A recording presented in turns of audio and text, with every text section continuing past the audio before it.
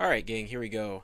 This is for Chem 1, Unit 10, Part 2. We're talking about the gas laws. So there's several different gas laws that you need to know for this class. Now, the trick is there's going to be several of them, 5 in total that we talk about. Today, or in this video, we're talking about the 3 basic gas laws. Alright, Boyle's law, Charles' law, and Gay-Lussac's law are the ones that we're going to focus on.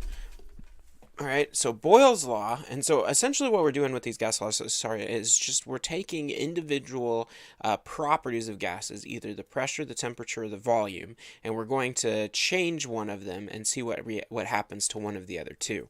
And so a lot of these are not difficult to remember because you don't really have to memorize anything. What you need to be able to do, at least what's easier for me, is to think of everything in terms of the kinetic molecular theory. Remember, think about those particles as they're bouncing around, bouncing off each other, hitting the walls of their container, so on and so forth. If you're thinking about it like that, these laws really are not that complicated. They look there's lots of numbers and letters and variables and so on and so forth that can make things more complicated, but like really, if you just kind of boil it down, see what I did there? If you can boil it down to just to thinking about it in terms of the kinetic molecular theory, really this is not difficult.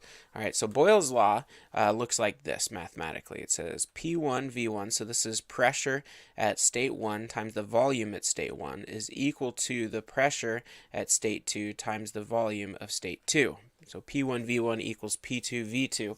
So what this is saying is that if we increase the pressure from state 1 to state 2, then the volume has to have decreased. And this is assuming that, assumes that your temperature is constant. All right, that's important.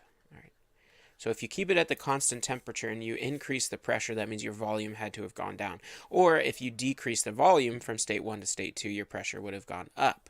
Okay, so these two things are inversely proportional. So as pressure increases, your volume decreases, and vice versa.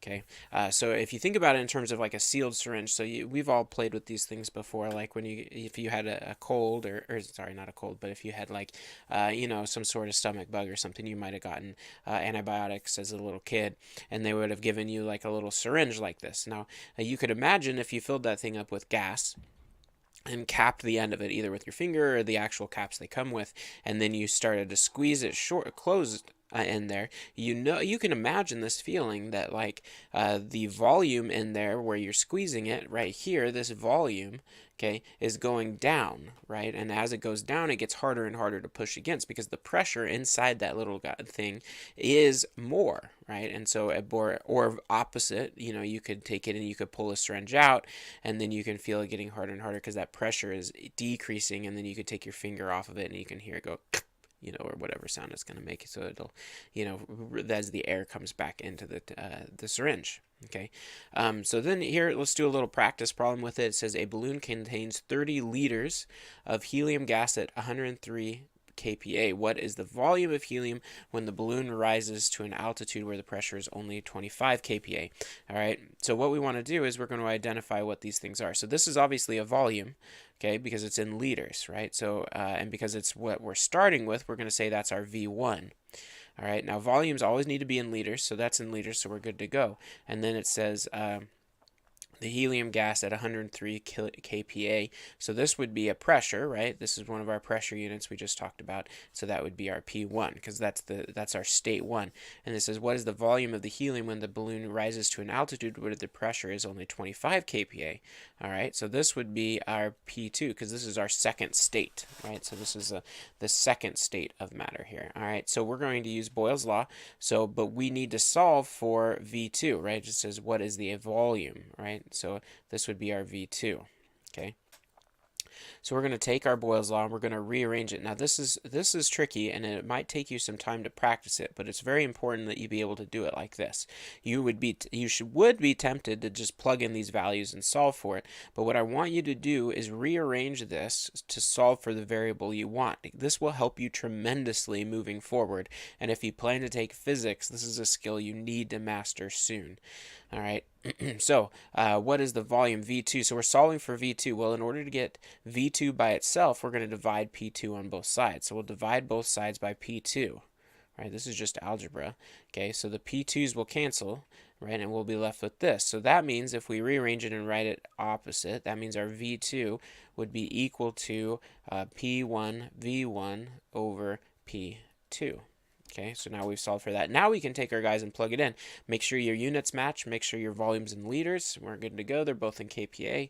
All right, so our P1 was 103 kPa, so we're at 103. All right, and then our V1 was at 30, so we say 30.0.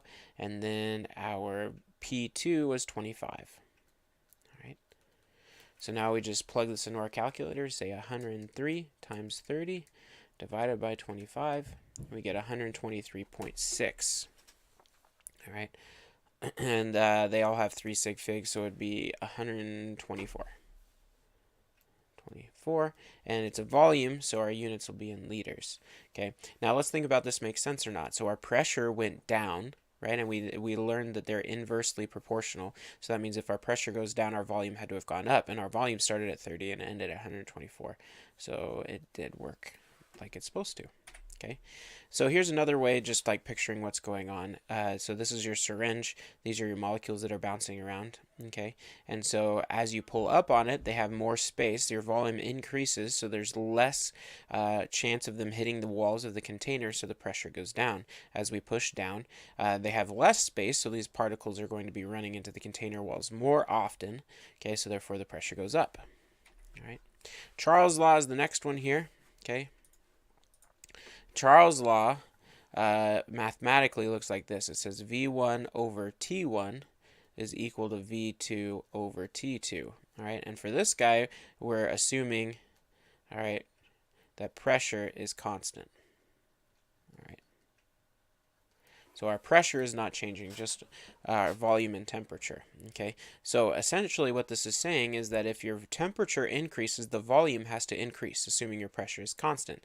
So think about if you've ever had a balloon, right, and you've got it inside, like, okay, so like if you went to a restaurant, right, like, and they give you a balloon when you're done eating, right, when you're a little kid.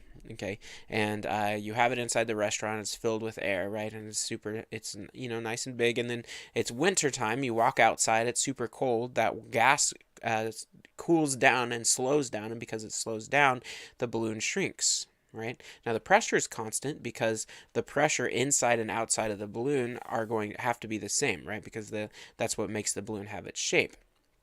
Okay, but the volume has gone down because the temperature went down. So these guys are moving slower. So here's a picture of what's going on here. You've got a balloon and they're sticking it in liquid nitrogen. So and it says liquid nitrogen is at 77 Kelvin. Okay, and so that's handy to know because at room temperature we're at about like 295 Kelvin or so. And so if we take it from 295 Kelvin into 77 Kelvin, these molecules are going to be moving a lot slower. And because they're moving a lot slower, they're going to be hitting the outside of the balloon less often. Okay, and so therefore their pressure that they're exerting would go down. Now the pressure has to remain constant because that's how the balloon keeps its shape. So therefore the volume of the container has to go down as well. So these two things happen at the same rate, or directly proportional to one another, right? As the volume goes up, the temperature goes up, or if we raise the temperature, the volume needs to go up, so on and so forth. All right, so a balloon inflates. When you're working these math problems, always make sure, this is really, really important, your temperature must be in Kelvin. Must be in Kelvin. All right. So a balloon inflates in a room at 24 degrees Celsius, has a volume of 4 liters. All right. So you can see right now, well, this is our temperature. This would be T1. And so then this would be V1. The balloon is then heated to a temperature of 58 degrees Celsius. All right. So this would be our T2. What is the new volume if the pressure remains constant? All right, so we want the new volume, so that would be our V2. So let's start here. So we have V1 over T1 is equal to V2 over T2. Okay, and we want to solve for V2. So if we're going to rearrange this, that means we'd multiply both sides by T2 to get it to cancel, right? So then it would become V2 is equal to T2 times V1 over T1. Okay, all right. And then we just plug things in and we're good. Now remember, our temperatures need to be in Kelvin, but these are in Celsius, so now we're going to have to convert these to Kelvin. So we're going to add 273 to both of these. So 24 plus 273, all right, plus 273.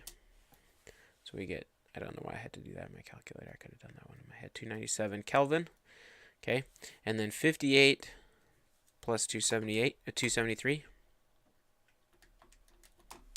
We've gotten 331. 331.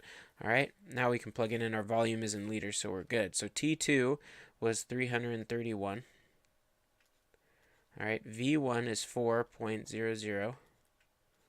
And then T1 is our 297. All right, so we have 331 times 4 divided by 297. We get how many sig figs? So you might be tempted to do 2 sig figs, but remember, whenever we add significant figures, we always have to base it off the one that goes farthest to the right. So it'd be 24 plus 273 is what we did, right? And so this new number came out to be 297. Well, this now has 3 sig figs because we do it based off this line. Remember that? So that would be 297. So it has 3 sig figs. Even though these have 2 originally, when we added to them, it's got 3 sig figs. And this one, the liters, also has 3. So we'd round to 3 sig figs. So it would become 4.46, and the units would be liters because it's volume.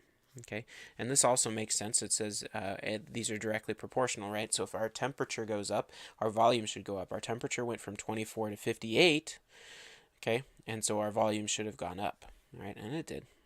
Very good. Last one here, Gay-Lussac's law. Okay, Gay-Lussac's law is P1 over T1 equals P2 over T2.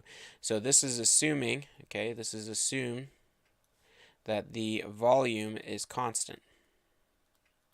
All right, assume your volume is constant. So as the temperature of a gas increases, the pressure increases, and this makes sense. So if you think about keeping, if you take a bottle, right, and then you stopper it so none of the gas can escape, and you start heating it up, and it heats up. Eventually that thing's going to pop, right? It's going to blow up, and that's because your container has a fixed volume, but as you're increasing the temperature, those molecules are going to be moving more and more, and then as that occurs, their pressure is going to go up. They're hitting the outside of the container more and more, and eventually you'll reach the point where it's going to break and it'll pop. Right, and so they have a direct relationship. Okay, and so as the pressure increases, your temperature increases as well. Okay, all right. So after this, we're going to take these three. Next part, we're going to take these 3 individual gas laws, and we're going to combine them together. Okay, in order to form what is called the combined gas law.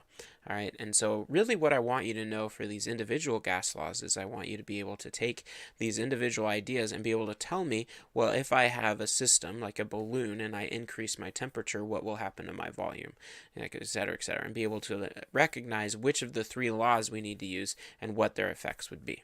All right, so do your practice problems. Let me know if you have any questions, and I'll see you on the flip side.